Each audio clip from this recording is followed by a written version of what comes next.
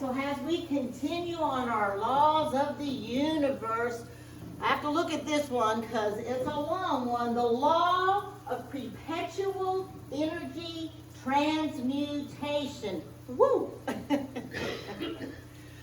So this is a law that is going to help you to understand how you can actually transmute your energy.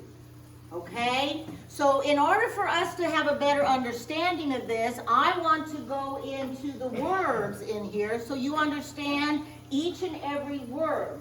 And I want you to understand it from a place of unity, which is the revealing word. And that is our dictionary of metaphysical terms written by our founder, Charles Fillmore. Okay? Perpetual, we know. What's that mean? It's everlasting, always changing, always in motion. Okay? It's a constant. So we know what that word is. So let's look at energy as it is in our revealing word.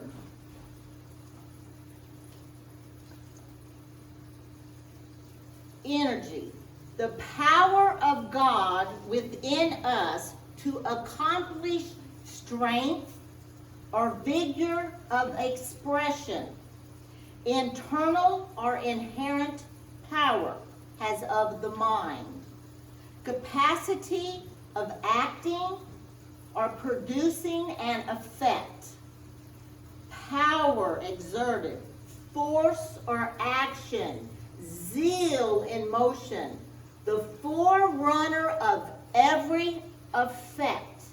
Now we understand we have the 12 powers, and one of our powers is zeal. So zeal is an energy that pushes forward that energy, right? It magnifies that energy. And it is the capacity of acting that produces the effect. Okay, we'll go more into that here in a little bit. And this is an internal, inherent power. Because you are the children of Spirit, of God, of universe, you have inherited that same power, okay? So now let's look at transmutation.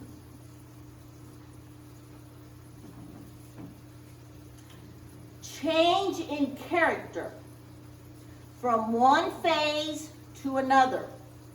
The lifting up of mind and body from material aspect to spiritual character. And that's what we're here for, right? We want to know, how do we transmute from our physical beingness to our spiritual beingness, right? Lost my base. According to modern science, this whole universe of form can be dissolved into energy from which it may again be formed. So you can be energetically in one place, and you have the power to change that form, to change your form to a higher plane, to change your consciousness to a higher plane. But we cannot go further until we understand these laws, right? And all of these universal laws work together. That's why we're going over all of them, because they work together. They assist each other. Okay? So, it gives us a little bit better understanding of these words in this transmutation.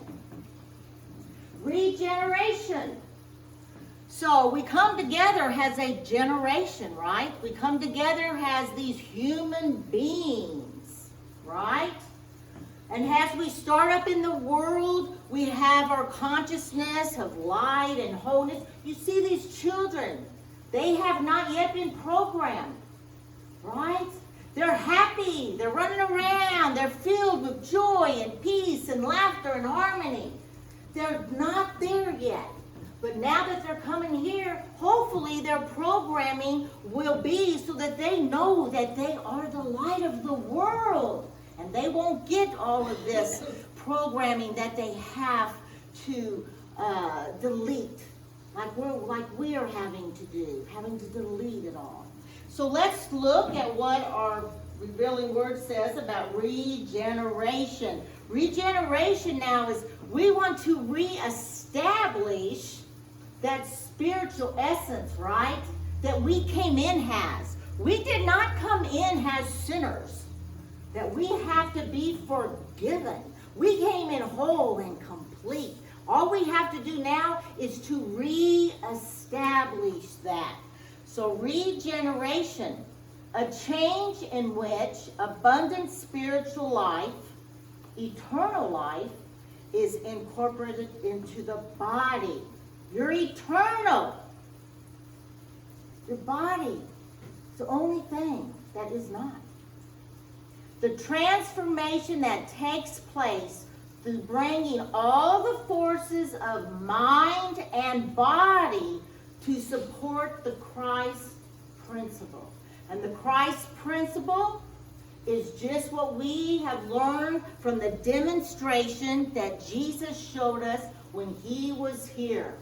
He demonstrated to us how to live, how to be, right? Yes. The unification of spirit, soul, and of spiritual oneness. Regeneration begins its work in the conscious mind and completes it in the subconscious mind. Now, why do you think so many of us are going through a lot of discomfort now, a lot of detoxing and releasing? Because of what the subconscious mind is holding on to. We don't know what is in the subconscious mind because it has taken every single thing in from the time of our beginning. That's a lot, isn't it? So it has to come up and it has to be paid attention to and healed and then let go of it. So every time I think, okay, my subconscious mind is pretty clean now,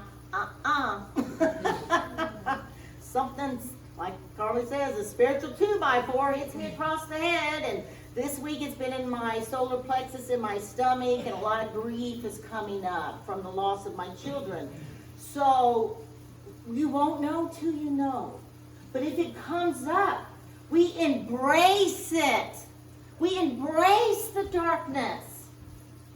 We want to embrace it with our light and our love, because that's who and what we truly are. So we want it to come up so we can hug it and love it and transmute it, right?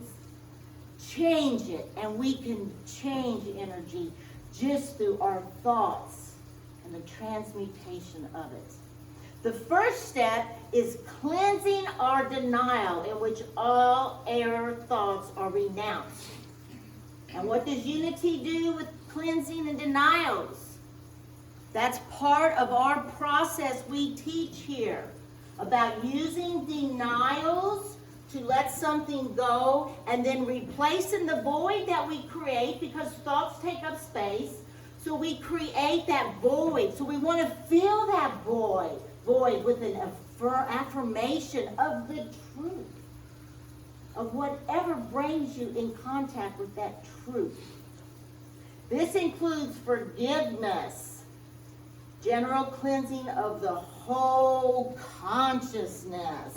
So that is what regeneration is. It's just re-establishing our spiritual essence through that process.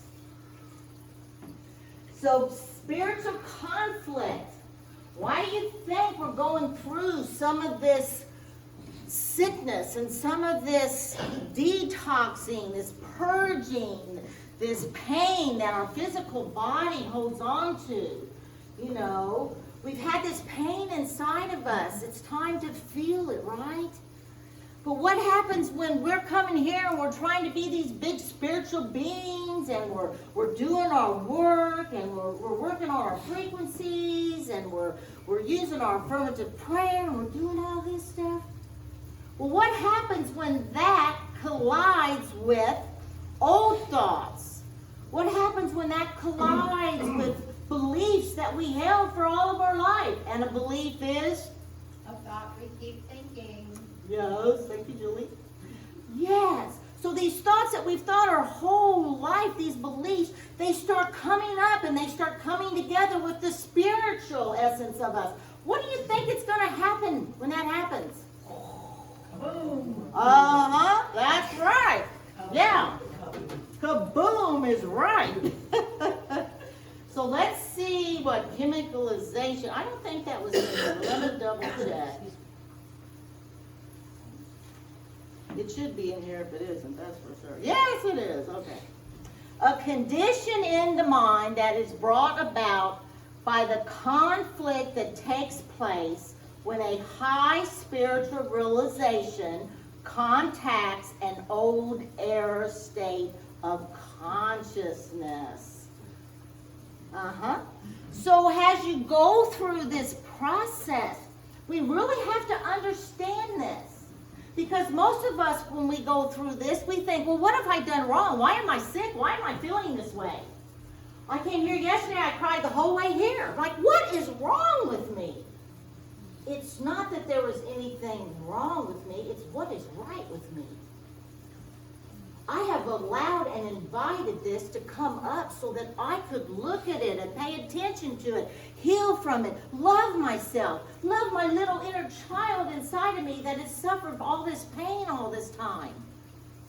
So it wasn't something that's wrong with me. It's something that's right with me. Because I am allowing it to surge up and out. And whatever discomfort I have to go through, that's okay.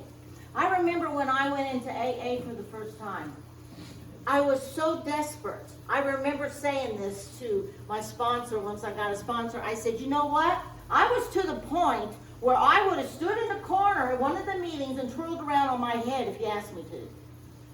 That's how I felt. I would have done anything to get out of the life I was living and the pain that I felt and everything that I had covered up with drugs and alcohol and even sex.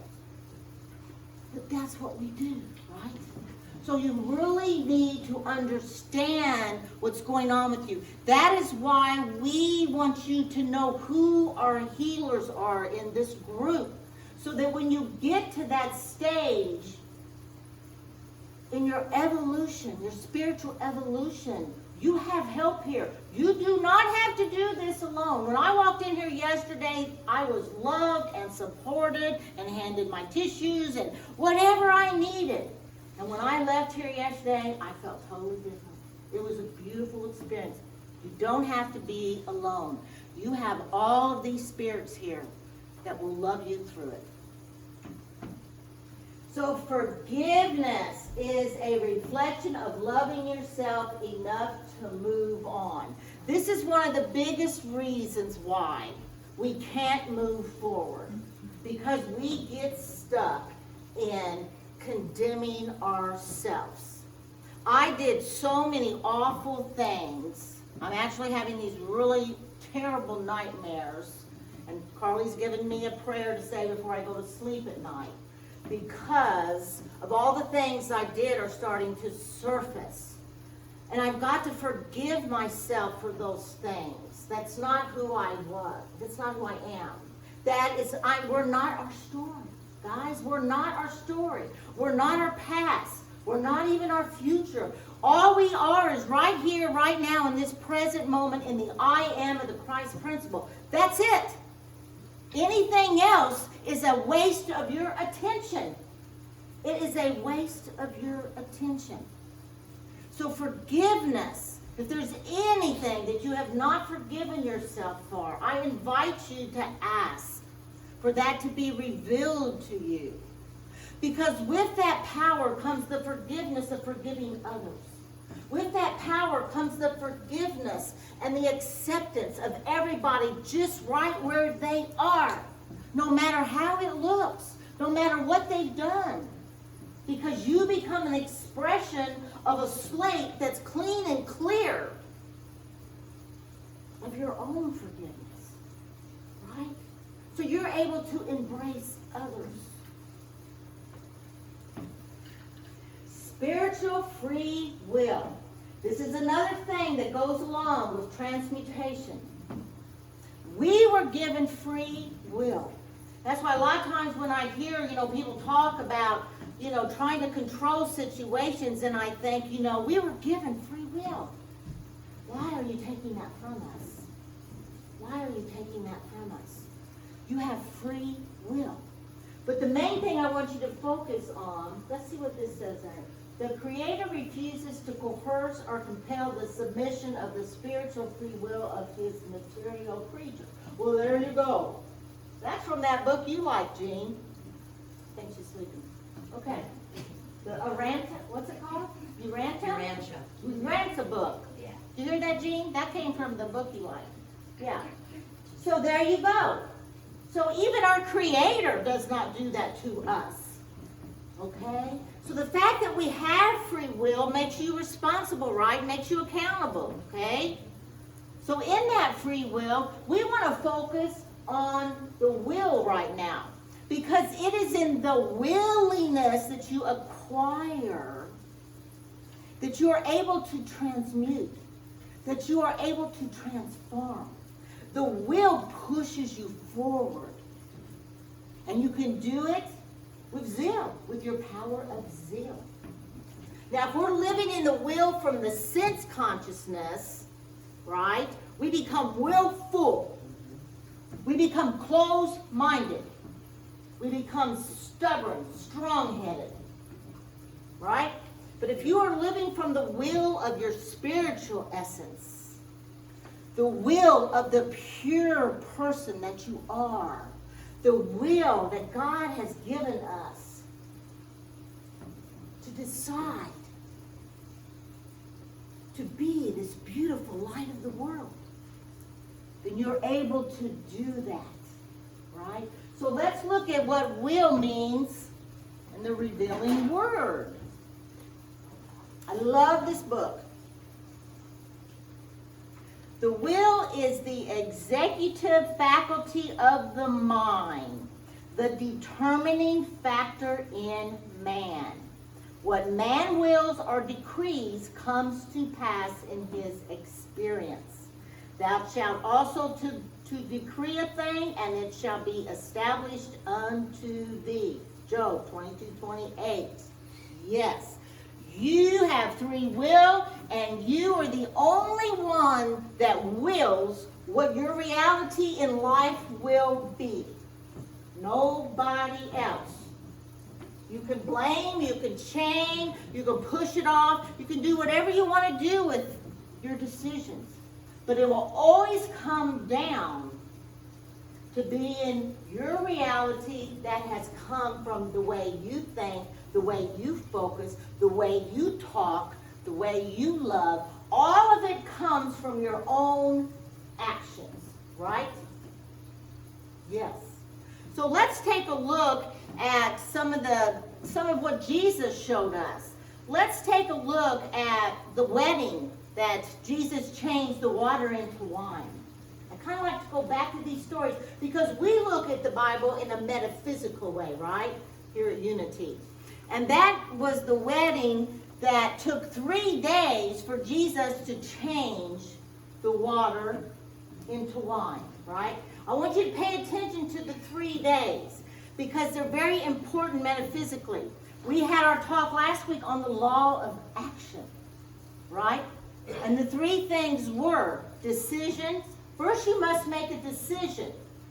You must create a thought, a desire within your mind, and make that decision that this is what you want to transmute, okay? Next, we plan. We make a plan of how this is going to take place, okay? And last, we act. And it is that is the step that most of us miss. We have a desire, we make a decision, we plan for it, but we never take the final step of action. And it took Jesus 3 days to change that. And water into wine. Water just represents the being, and the wine represents the spiritual essence. So it is just another illustration where you see so many times in these stories of the spiritual evolution, of changing from the humanness, the material world, into the spiritual essence of your being. Okay? So, the next step in transmuting things, let's look at your intuition. We cannot say enough about this spiritual knowingness that you will acquire as you start to wake up and become aware of the inner you, the capital S self that you are, your intuitive nature, that you can trust it. It guides you. Trust it, okay? It is your soul helping you, assisting you. So I wanted you to see steps of how we can connect to that intuition. When you have a decision to make, or you're wanting to know what to do, or whatever's going on in your life, stop. Remember to learn to not react. It is in the reacting that gets us in trouble, because we come straight from the ego. We edge God out. We don't even think about God. We're reacting so quickly, we haven't even connected to that. That's spirit that we are, okay? So you want to first silence your mind through deep mindful breathing.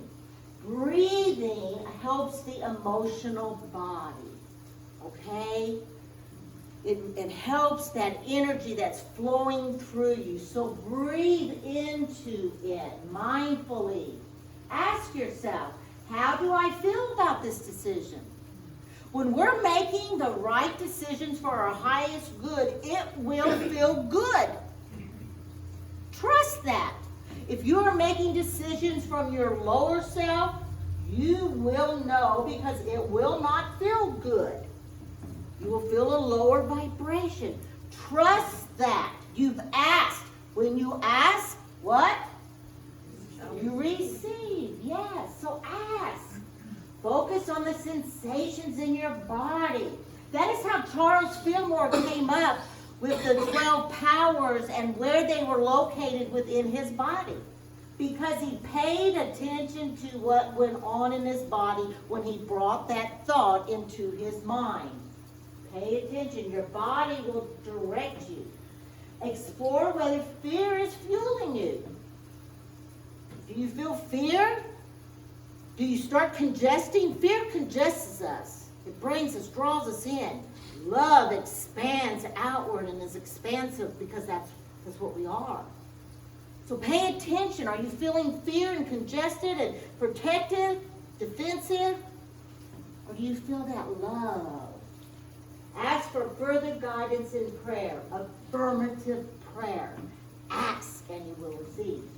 Gratitude changes everything.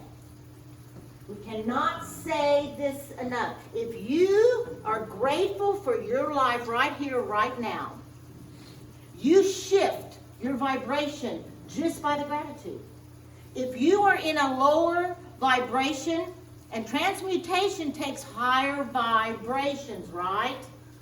It takes higher vibrations, and it also takes focus to push it upward, okay, for that ascension. So gratitude will immediately raise your vibration. Just by being grateful right here, right now. Every single day, being grateful. No matter what. The violet flame. The violet flame is another way of helping to transmute what frequency is going on right now. If Saint Germain is the violet flame saint, and this is the highest frequency that is seen to the human eye.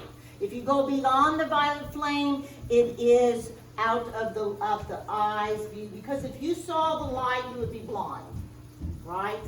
So the violet flame is our highest frequency that we can see. So when you're wanting to raise your frequency and you practice seeing the violet flame, just envision the violet color. I told you this with my home when I leave. I always envision my home with this beautiful circle of violet light around it to keep it safe. My neighborhood, people are breaking into their cars. My home is never touched, and I know it won't be because I have protected it with that. Protect yourself with that when you go out into groups of people. Envision the violet flame around your body. Protect yourself so that things bounce off of you. Negative energies bounce off of you. It's huge. If I use these techniques to help transmute that, to help change your energy, guys. So let's say this together. I am the violet flame of freedom. I breathe in God's light and blaze all negative emotions into love, light, peace, harmony, and abundance. It is done. Amen. Again, ask. Ask. We have to get into a practice because we're not used to this. We're not used to remembering these things. So that's why when you come here on Sunday, we get to remember because we get them instilled into our mind again so that we can go out into our week and remember to do these things. Yes. So once we have done this for ourselves and we become this bright light that we truly are, what do? You let your lights shine so brightly that others can see their way out of the dark. That's why we come together, so that we can heal and become whole and complete and know of our divine nature and live from that. And then we go out into the world and we share that with the community. We radiate it out from us throughout. That's why we're here. It's our mission. It's your main mission that you come here to serve. So I invite you this week to follow some of these ideas in transmuting your beautiful, beautiful energy. So we're going to go into our meditation now. So I invite you to just get settled in your seat. Put your feet on the floor. Connect yourself with Mother Earth. Envision the roots coming from your feet and your tailbone and form your trinity and hug Mother Earth. Hug Mother Earth. If you feel any tension, this is the time you want to relax so that you get into the meditation more. Relax. Breathe into any tight areas or tighten up them on your body and then let them go. Let them go. Take your deep cleansing breaths. I'm going to raise the frequency here with our beautiful crystal bowl. And again, like I always say, if this sound bothers you, it's just if you're not used to the high frequency, you will become used to it as you are beginning to become open to the awareness of